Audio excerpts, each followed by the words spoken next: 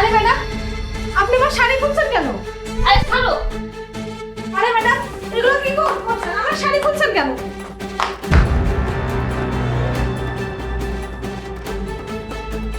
আরে ম্যাডাম, এসব কি করছেন আপনি?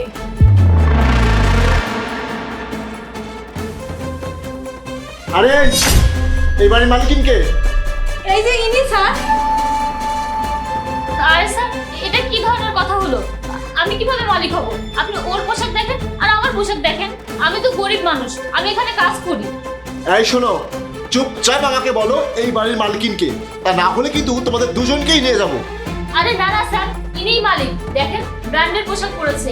আর আমার কি সেই ক্ষমতা আছে যে আমি ব্র্যান্ডের পোশাক পরবো? স্যার, উনি মিথ্যা বলছে। উনি আমার শাড়ি খুলে নিয়ে নিজে পরেছে। আরে স্যার, বিশ্বাস করুন, আমি কেন তার শাড়ি নিয়ে পরবো? আর আপনার কি কোনো দিক থেকে আমাকে মালকিন বলে মনে হচ্ছে? এই দেখো, তোমাদের মধ্যে এসব ঝগড়া বন্ধ করো। আমাকে সাফ সাফ বলো এই বাড়ির মালিকিনকে, তুমি নাকি সেই?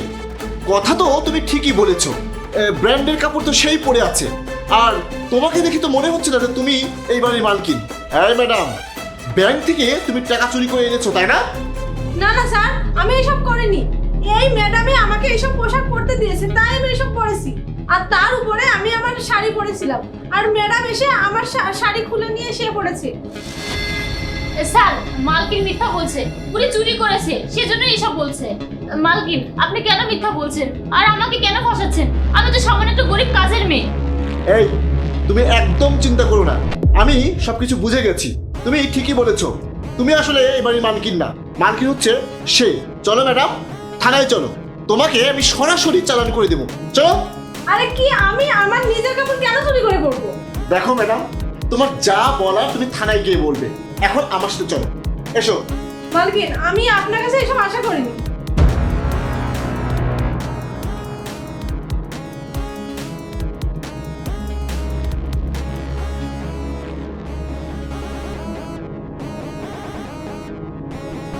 আরে বাহ, চুরি করলাম আমি আর দোষারোপ করলাম তাকে।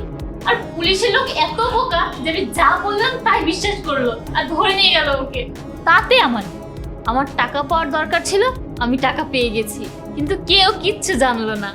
এখন আমি এই টাকা নিয়ে মার্কেটে যাব, শপিং করব, পার্লারে যাব, আমি আমার জীবনটা আরামায়েশে কাটাবো। আর যাই হোক, আমি তো ধরা পড়িনি। আর এটা খুব ভালো হয়েছিল, আমি শাড়ি এক্সচেঞ্জ করে নিয়েছিলাম। এখন আর আমাকে কেউ ধরতে পারবে না। আমার মাথায় একটা বুদ্ধি এসে গেছে, আমি এভাবে মানুষকে বোকা বানিয়ে চুরি করে বেড়াবো। চুরি করবো আমি, কিন্তু দোষ হবে অন্য কারণ, আর আমার কাছে থাকবে শুধু টাকা আর টাকা। আরে ম্যাডাম, বোকারাই নিজেকে সবচেয়ে বেশি চালাক ভাবে, আর চালাকি করতে গিয়ে নিজেরাই ফেসে যায়। আমি তোমার কাছে বোকা সেজে তোমার নিজের মুখ থেকেই তোমার সব কথা বের করে দিলাম। এই যে দেখো, আমি এখানে ফোনে ভিডিও চালু করে রেখে গিয়েছিলাম, আর তোমার সবকিছু এখানে রেকর্ড হয়ে গেছে। আরে আমি তো প্রথমে তোমাকেই সন্দেহ করেছিলাম, নিজে চুরি করে ওই গরিব কাজের মেয়েটাকে ফাঁসিয়ে দিচ্ছ, আবার নতুন করে আরো বেশি চুরি করার প্ল্যান করছো। কিন্তু আর তো পারবে না, চলো আমার সাথে থানায় চলো, তোমার চালাকি আমি থানায় বসে দেখবো। চলো।